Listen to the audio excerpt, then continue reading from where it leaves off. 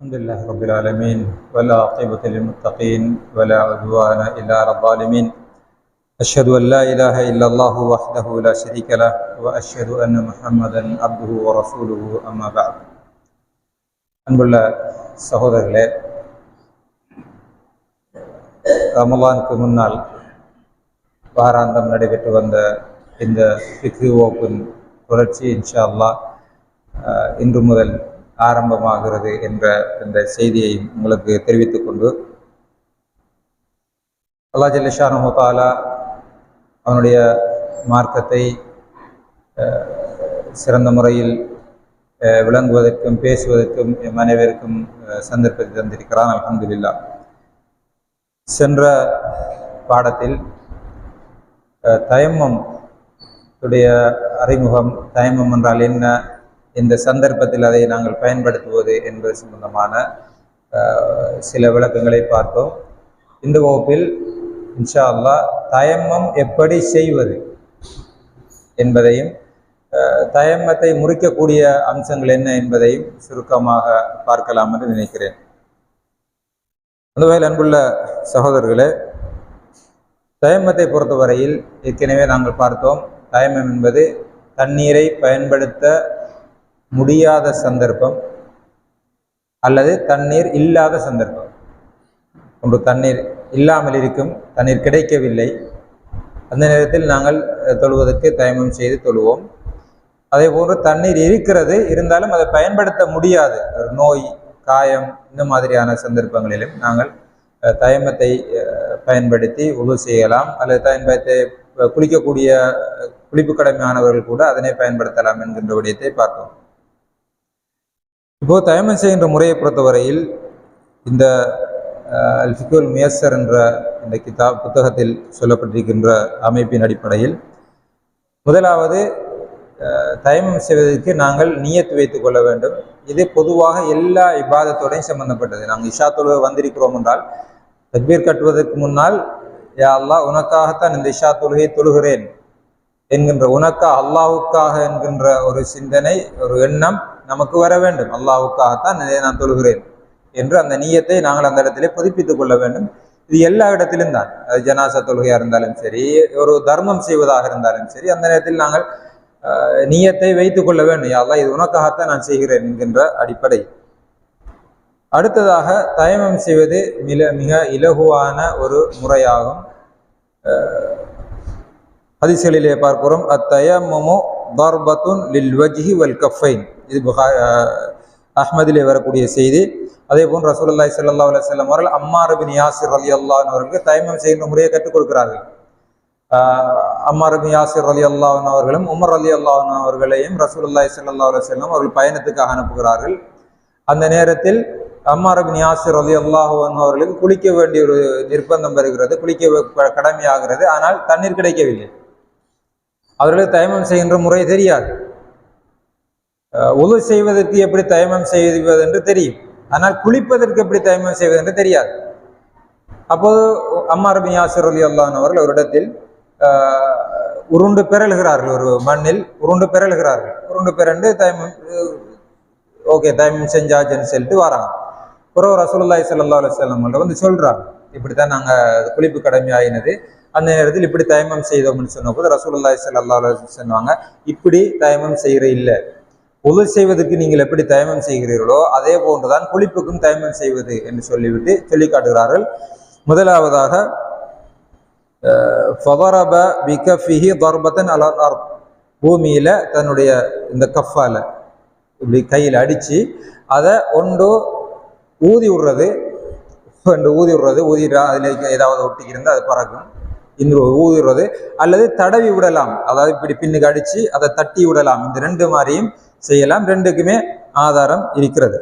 அப்போ இப்படி தட்டி முதலாவது முகத்தை தடவுறது, முகம் ஃபுல்லா எப்படி நாம உது செய்யும் போது முகத்தை கழுகுறோமோ அதே போல அந்த கையால முகத்தை இப்படி தடவி போட்டு, மற்றது இந்த ரெண்டு புறங்கையையும் தடவி விடணும்.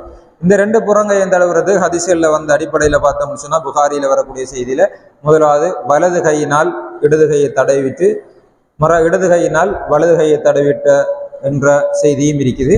அதே போல முதலாவது இடது கையால் வலது கை புறங்கையை தடவிட்டு திரும்ப இப்படி தடவுறது. இது இப்படியும் தடவலாம், அல்லது இப்படி எடுத்து ஒரே அடியும் தடவலாம். எதுவாக இருந்தாலும் இந்த ரெண்டும் தான் தயமத்தில் உள்ள மிக முக்கியமான விஷயங்கள். அப்போ முதலாவது பூமியில் அடித்து அதை ஊதிடுறது, ஊதி போட்டு முகத்தை தடவுறது, ரெண்டாவது புறங்கை இரண்டையும் தடவுறது. இதுதான் தயமத்துடைய முறையாகும். இது இலகுவான முறை.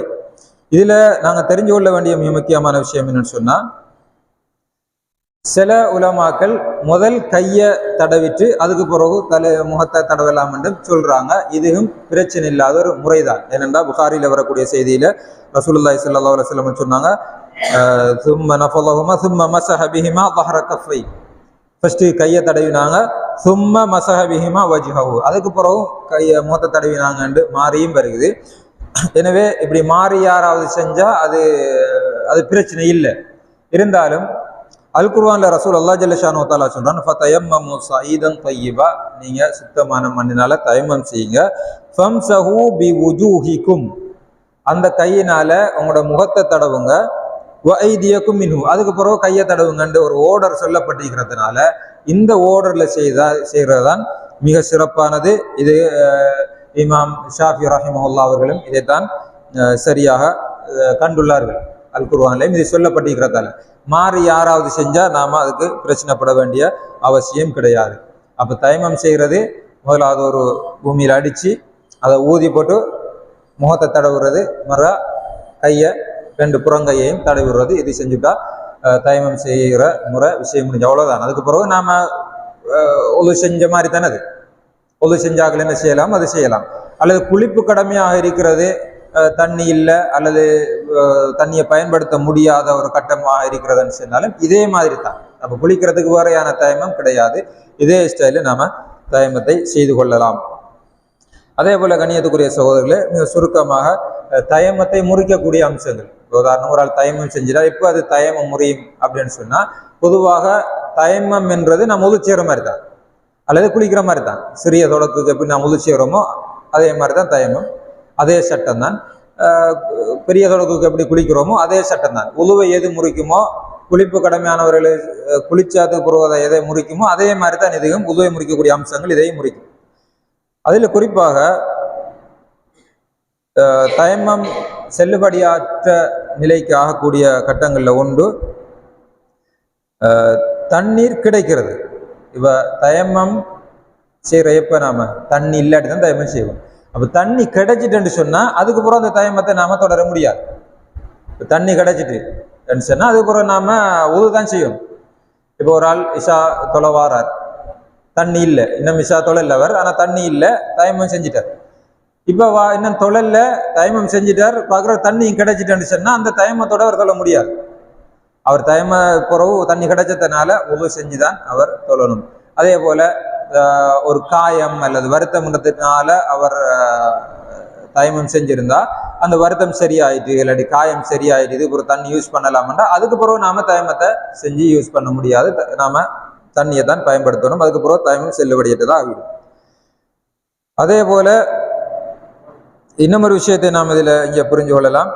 உதாரணமா இப்போ நாம ஒருவருக்கு தண்ணி கிடைக்கல, இப்போ தயமம் செஞ்சு ஷா தொழுவிட்டார். உதாரணமா நம்மள யாராவது வச்சுக்கோமே, தண்ணி கிடைக்கல, தயமம் செஞ்சிட்டோம், தயமம் செஞ்சு இப்போ தொழுத முடிஞ்சு.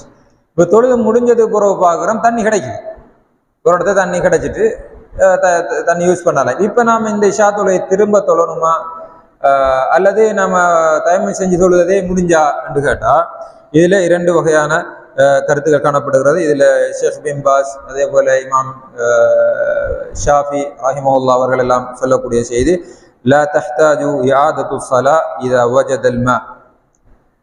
அப்படி நாம தயமம் செஞ்சு இஷா தொழுதுட்டோம், அதுக்கு பிறகு தண்ணி கிடைச்சிட்டுன்னு சொன்னா நாம திரும்ப அந்த இஷா தொழுகையை தொழ வேண்டிய அவசியம் கிடையாது. இதுதான் இது ஷேக் பின் பாஸ் போன்ற உலமாக்களுடைய பெரும்பாலான உலமாக்களுடைய கருத்தாகும்.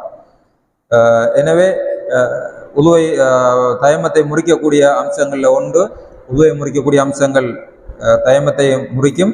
அதே போல தண்ணி கிடைச்சிட்டேன்னு சொன்னாலும் தயமத்தை நாம அதுக்கப்புறம் தயமம் செய்ய முடியாது. அதே போல நாம என்ன காரணத்திற்காக தயமம் செஞ்சோம், உதாரணம் வருத்தம், காயம் அல்லது குளிர், இதுக்காக நாம தயமம் செய்யக்கூடிய ஒரு நிலை இருக்குமா இருந்தால் ஒன்று குளிர் இல்லாமல் போயிட்டு சரியா கிளைமேட் சரியாயிட்டு அல்லது காயம் சரியாகிட்டு என்று சொன்னாலும் நாம் அதுக்கு பிறகு தயமம் செய்ய முடியாத உதவி தான் தொழ வேண்டும். அல்லாஹ் மிக அறிந்தவன். எனவே கண்ணியத்துக்குரிய சகோதரர்களே, இந்த வகுப்புல நாம தயமம் செய்கிற முறையை பார்த்திருக்கிறோம். அதே போல தயமத்தை முறிக்கக்கூடிய அம்சங்களை நாங்கள் பார்த்திருக்கிறோம். எல்லாம் அல்லாஹ் ஜல்ல ஷானஹு தஆலா மார்க்கத்தை அதனுடைய சரியான வடிவில் அறிந்து அதன் அடிப்படையில் செயல்படுவதற்கு மனைவிக்கும் தௌஃபீக் செய்ய வேண்டும். இந்த விஷயங்களை எல்லாம் நாம் அறிஞ்சிட்டோம்னு சொன்னா எங்கேயாவது ஒரு இடத்துல போய் நம்மளுக்கு தண்ணி இல்லாம ஆகிற நேரத்தில் டென்ஷன் ஆக வேண்டிய அவசியம் இல்லை. உதாரணம் நுவரெலியா பற்றிருக்கும் குளிக்கவேல கட்டுமையான குளிரான்னு சொன்னா அது அவங்கள உடம்பை பொறுத்தது. நுவரெலியா போற ஆக்கள் எல்லாம் தயமம் செய்யலாம்னு அர்த்தம் இல்லை. அவங்கள உடம்பை பொறுத்தது குளிக்கவே இயலா ஆனா குளிப்பு கடமைன்னு சொன்னா நாம அங்க டென்ஷன் ஆக தேவையில்லை, தயமம் செஞ்சுட்டு தொழ முடியும். இதனைத்தான் அல்லாஹ் ஜல்ல ஷானஹு தஆலா அல் குர்ஆன்லயும் சொல்றான், மார்க்கத்தை படித்தவர்களுக்கு அவர்கள் டென்ஷன் ஆக மாட்டார்கள். மார்க்கத்தை படித்து மார்க்க அறிவு உள்ளவர்களுக்கு எந்த பிரச்சனையும் கிடையாது என்பது இதனை அடிப்படையில் வைத்துத்தான். மார்க்கத்தை தெரிஞ்ச மனுஷனை டென்ஷன் ஆக வேண்டிய அவசியம் இல்லை, தயமத்தை செஞ்சு தொழுதிரலாம் அல்லது எங்களுடைய இபாதத்தில் செய்து கொள்ளலாம். எல்லாம் அல்லாஹ் ஜல்ல ஷானஹு தஆலா அனைவருக்கும் மார்க்கத்தை படித்து அதன் அடிப்படையில் செய்வதற்கு தௌஃபீக் செய்வானாக. வ ஆஃபிரு தஅவானா அல்ஹம்துலில்லாஹி ரப்பில் ஆலமீன். வஸ்ஸலாமு அலைக்கும் வரஹ்மத்துல்லாஹி வபரகாத்துஹு.